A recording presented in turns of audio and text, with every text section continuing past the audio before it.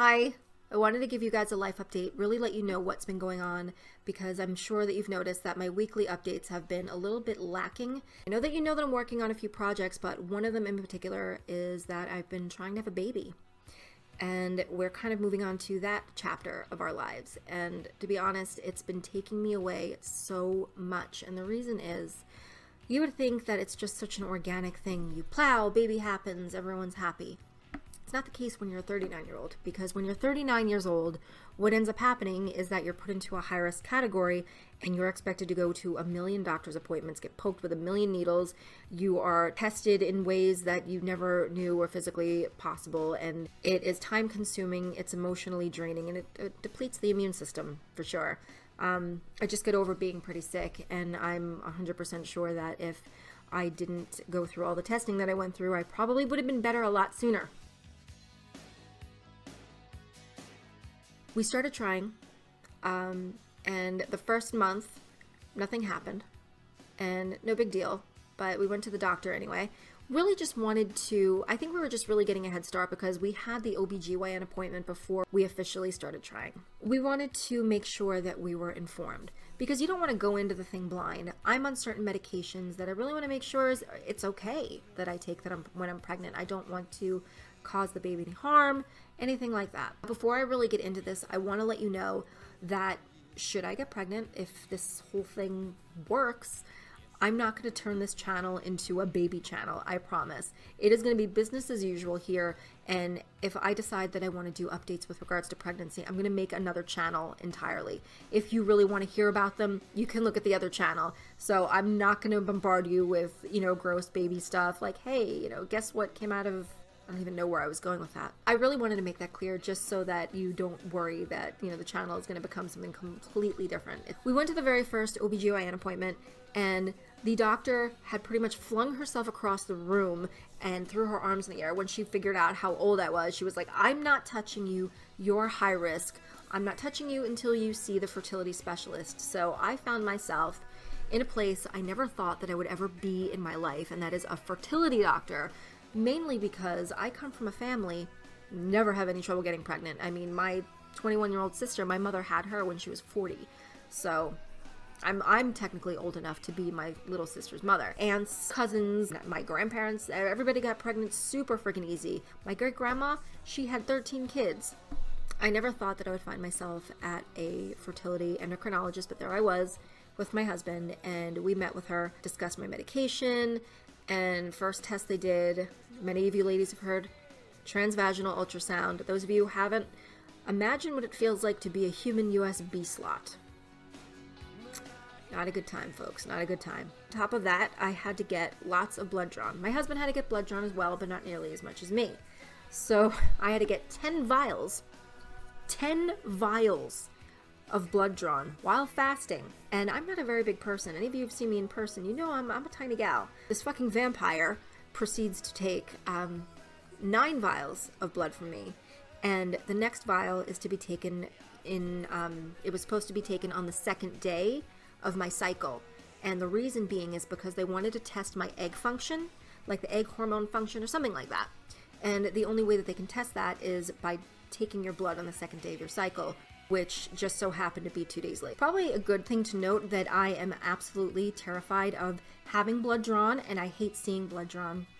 It skeeves me out. I hate seeing it. It makes me lightheaded and dizzy. It took a lot of mental preparation, and I didn't have a lot of preparation because when I went into the endocrinologist that day, they didn't tell me that they were going to draw 9 vials, but lo and behold, when I sat down, that's what they were going to do. I had to really come to terms with the fact and say, listen, you're going to go through this whole process of having a baby. There are going to be much worse things happening to your body. You better suck it up and do it. It was going to take a little time to get our test results back because we were really being tested for pretty much everything. Since they're fertility endocrinologists, we were being tested for everything across the board, every disease, every genetic defect, anything we could be carriers of, we're being tested for it all. Hormones, you name it. So we had some time. We decided we were going to continue trying, and the next month went by, nothing happened. I really did start beating myself up over it, and I got really stressed out because everybody in my family had always gotten pregnant so easily, and I wasn't. And kind of started wondering, okay, is this going to be a problem? Am I going to be one of the people that really struggles? And it worried me. Next month goes by, same thing. Nothing happened. And finally, we get the genetic testing results back, and we have to go in and meet with the fertility endocrinologist, and she sits us down, and of course my husband, across the board, he's perfect. Did I expect anything less? No. He's fine, but then for me, it's a little bit different. So it turns out I am a carrier for two things. I have two genetic issues. One is a genetic defect that I have that affects me. Some of you know that I have familial high cholesterol is what they were calling it, or hypocholesterolemia. And I was diagnosed with hypocholesterolemia a year ago, I would say, where I have genetic high cholesterol. So even though I was, practically living a 100% plant-based diet, I was going to the gym like crazy, I'm still very active, my cholesterol was through the roof. It was in the 300s. That's like borderline heart attack. That was definitely something that needed intervention, and it was via medication, and that brought it down. So it's been put on my chart that I had familial high cholesterol, and when you hear that something runs in your family, it's not very scary. It's like, oh, well, yeah, he has high blood pressure, it runs in the family. It doesn't strike fear into your heart. However, when you have an endocrinologist, a doctor sat in front of you with your genetic code on a piece of paper, something circled, and showing you a defect, an actual bona fide defect that you were born with, it's a game changer, and it's terrifying.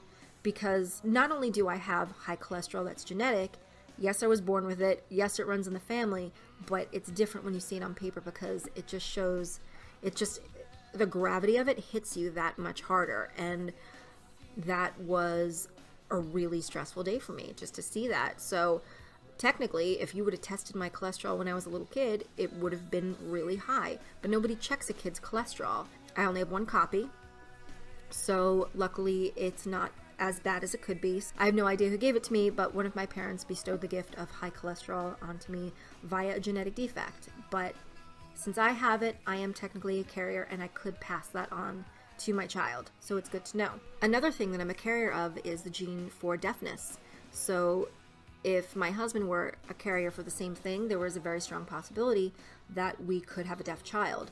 But it was really interesting to know that that's one thing that I carry. So if both my parents have been carrying that gene, there's a strong possibility that I myself would have been born deaf.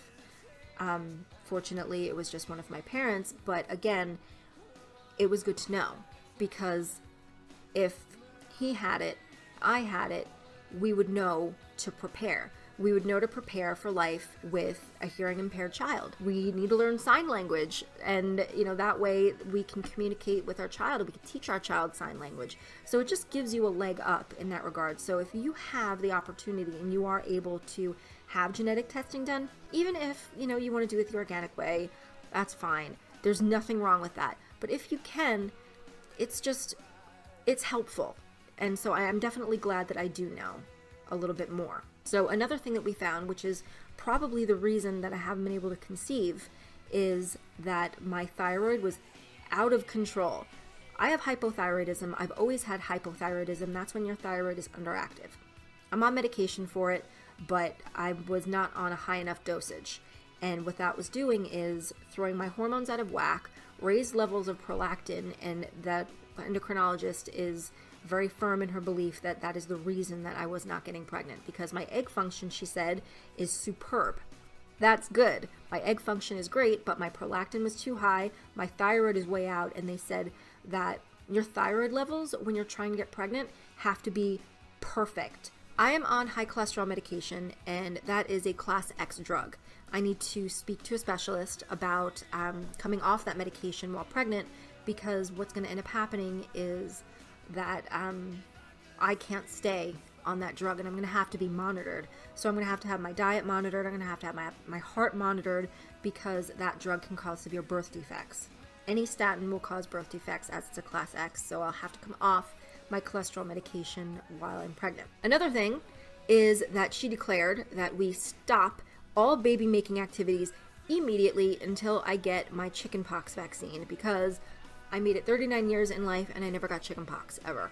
I've been around kids with chickenpox I've been around family, friends, been to chickenpox parties, had chickenpox outbreaks at school, and I'd literally be like the only one in the class that never got it. Never knew why, but I always assumed that I had some weird immunity to it. Nope. Turns out it is just sheer dumb freaking luck, because the numbers came back where I had no titers for it, so I had no immunities to it in my blood. What will happen if I contract chickenpox while I'm pregnant is that it could either cause death or, again, severe birth defects. It would be completely detrimental to the child. We left there with a laundry list of things that I have to do. I need to do for myself. So I have to get my thyroid retested to make sure my numbers are right. I have to start my prenatal vitamins. I have to get an HSG test, which they say, you always know it's going to be bad when the doctor's like, well, you might want to take a Motrin before, because you might experience, it might be a little bit uncomfortable. You might have a little bit of cramping. Translated, it's going to frickin' hurt. So I Googled it. I talked to some people that have had it, and yes, it's going to be a bitch of a test. What they do is they take a tube, put it in your cervix, fill you up like a water balloon with dye so that they can look at your fallopian tubes and see if they're obstructed in any way. And I'm not looking forward to that. In my head, I feel like a kid, but on paper, I'm almost 40 years old, so I really need to get on this. Going to the fertility clinics, going to the OBGYN and seeing all the people there who were pregnant, trying to get pregnant, it gave me hope that there are a good few of them that are much older than me. So it's not necessarily that big a deal that I'm 39. I mean, people are having babies so much later in life now. So the general plan was to have the baby before I turned 40, but we didn't anticipate on all this other stuff happening, like me having to get this frickin' vaccine and it being a live vaccine and then having to wait a month after to start trying again. But then I got sick and I couldn't get the vaccine because I was sick, and it's been over a month and I'm still not 100% yet. So it's just all of these things that are, preventing us from restarting the whole process again. And it's upsetting because I want to get back to it. Where I am now versus where I was when my husband initially approached me with, that, hey, let's get started sort of thing, is night and day. Because when he initially approached me, it was instant recoil. And I had the most selfish, immature response that I really surprised myself. Now, it was an internal response, and I didn't express this to him, but in my head, I was like, I'm not ready yet. I just got back here. I got out of a relationship prior to him where I was stripped of any semblance of identity. I was just a sort of hollow shell of a human just existing. It took a lot to get me back to the person that I was. Many, many, many years were robbed of me, and I'm happy to be back where I am. I'm happy to be back involved in the subculture that always brought me joy and magic and memories and everything, and I don't want to lose that.